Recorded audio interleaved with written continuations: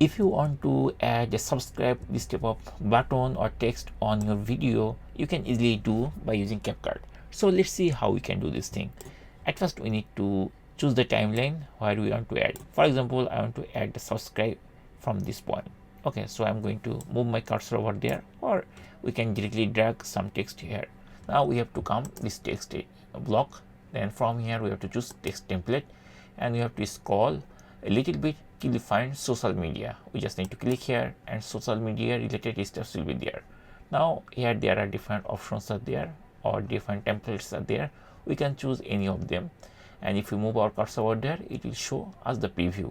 Like here, this is showing the preview. If you want to do this type of effect, we can also choose our cursor over there, I mean move our cursor over there, and it will show the preview of that option is there. So to add this type of effect, we just need to click here and drag and drop it the location where we want to add. So I'm going to drop it here, and now it is there. And if we try to play it, we'll see that text is there, subscribe text is there.